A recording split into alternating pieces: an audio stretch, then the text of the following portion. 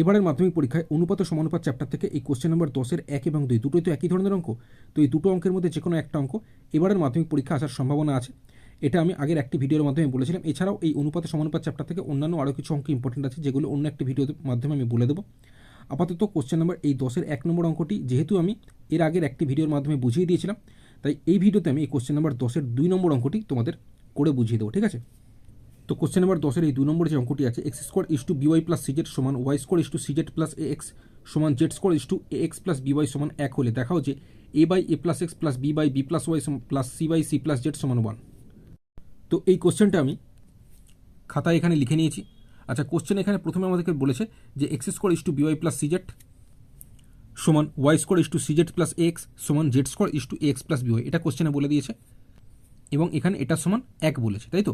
আচ্ছা, এবার এখানে X square is two by plus C Z মানে এক্স স্কোয়ার আমি লিখলাম, ইস টু মানে এটাকে বাই দিয়ে আমরা এই বিওয়াই প্লাস সিজেড লিখতে পারি, তাই তো?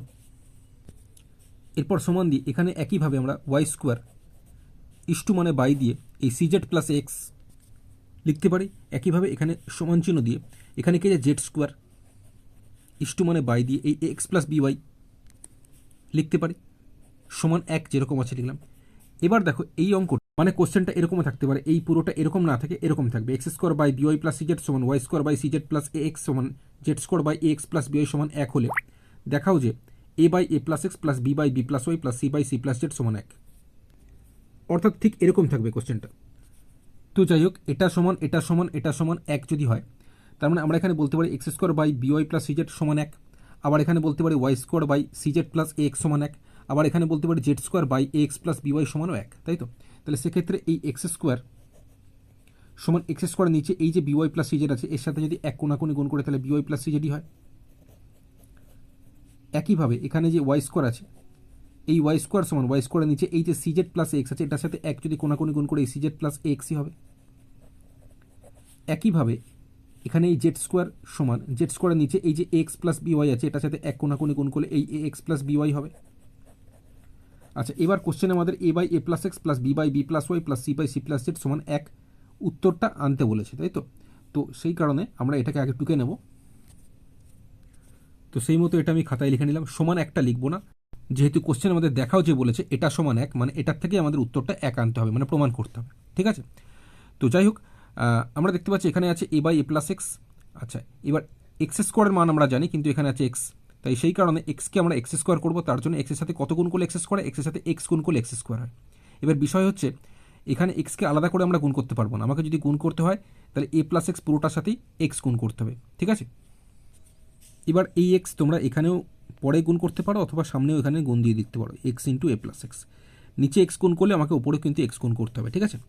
একইভাবে এখানে দেখো B by B plus Y আছে, কিন্তু আমরা ওয়াই স্কোয়ারের মান জানি, তাই ওয়াইকে ওয়াই স্কোয়ার করার জন্য এই ওয়াইয়ের সাথে আমাকে ওয়াই গুণ করলে তবেই ওয়াই স্কোয়ারের মানটা আমরা বসাতে পারবো। এখন বিষয় হচ্ছে শুধু ওয়াইকে কিন্তু আলাদা করে গুণ করতে পারবো না, আমাকে যদি গুণ করতে হয় নিচে এখানে বি প্লাস ওয়াই আছে পুরোটার সাথে আমাকে ওয়াই গুণ করতে হবে, নিচে ওয়াই গুণ করলে ওপরে আমাকে ওয়াই গুণ করতে হবে। একইভাবে এখানেও C by C plus Z আছে, এই জেডকে জেড স্কোয়ার করার জন্য আমরা জেড দিয়ে গুণ করব, নিচে জেড গুণ করলে ওপরে আমাকে জেড দিয়ে গুণ করতে হবে, বোঝা গেল? আচ্ছা, এবার এখানে ওপরে এর সাথে এক্স গুণ করলে তো এ এক্সই হচ্ছে, নিচে দেখো এক্সের সাথে এ গুণ হবে প্লাস এক্স এক্স গুণ হয়ে যাবে, তো এক্সের সাথে এ গুণ করলে এ এক্স প্লাস এক্স এক্স গুণ করলে এক্স স্কোয়ার। আচ্ছা, এবার এটাই আসি, ওপরে দেখো বি ওয়াই আছে, নিচে দেখো বি ওয়াইয়ের সাথে বিও গুণ হবে প্লাস ওয়াইয়ের সাথে ওয়াই গুণ হবে, তো ওয়াইয়ের সাথে বি গুণ করলে হচ্ছে বি ওয়াই প্লাস এখানে ওয়াই ওয়াই গুণ করলে ওয়াই স্কোয়ার হচ্ছে। এবার এটাতে আসি, ওপরে দেখো সি জেড আছে, নিচে দেখো জেডের সাথে সিও গুণ হবে প্লাস জেডের সাথে জেডও গুণ হবে, তো জেডের সাথে সি গুণ করলে সি জেড প্লাস জেডের সাথে জেড গুণ করলে জেড জেড গুণ করলে জেড স্কোয়ার হচ্ছে। আচ্ছা, এইবার এখানে এক্স ওপরে যেরকম আছে থাকবে, নিচে এখানে এক্স যেরকম আছে থাকবে, শুধুমাত্র এক্স স্কোয়ারের মানটা আমরা বসাবো এই এক্স স্কোয়ারের জায়গাতে। এক্স স্কোয়ারের মান আমরা কি জানি, বিওয়াই প্লাস সিজেড, তো এক্স স্কোয়ারের জায়গাতে এই বিওয়াই প্লাস সিজেড বসিয়ে দিলাম। একইভাবে পরেরটায় ওপরে বিওয়াই যেরকম আছে থাকবে, এখানে নিচে বিওয়াই প্লাস যেরকম আছে থাকবে, ওয়াই স্কোয়ারের মানটা আমরা জানি সিজেড প্লাস এক্স, তাই ওয়াই স্কোয়ারের জায়গাতে সিজেড প্লাস এক্সটা বসিয়ে দেবো। আচ্ছা, এইবার পরেরটাতে আসি, এখানে উপরে সিজেড যেরকম আছে থাকবে, নিচে এখানে সিজেড যেরকম আছে থাকবে প্লাস জেড স্কোয়ারের মানটা আমরা জানি এক্স প্লাস বিওয়াই, এই জেড স্কোয়ারের জায়গায় লিখবো এ এক্স প্লাস বিওয়াই। এবার একটু খেয়াল করো তোমরা, এখানেও নিচে দেখো x plus by plus CZ আছে, এখানেও দেখো x plus by plus CZ একটু আগে পরে করে আছে, এখানেও দেখো x plus by plus CZ একটু আগে পরে করে আছে, কোনো সমস্যা নেই। কিন্তু আমরা যেটা দেখলাম x plus by plus CZ তিনটে ক্ষেত্রেই হরে অর্থাৎ নিচে রয়েছে, তাই এটাই লসাগু হয়ে যাবে x plus by plus CZ. ঠিক আছে, তিনবার থাকলে এটাকে আমরা একবারে লিখতে পারবো, এটাই লসাগু হবে। এবার এখানেও যা আছে এখানেও তাই আছে, ফলে ওপরের যা আছে তাই বসে গেল, এক্স প্লাস দিলাম।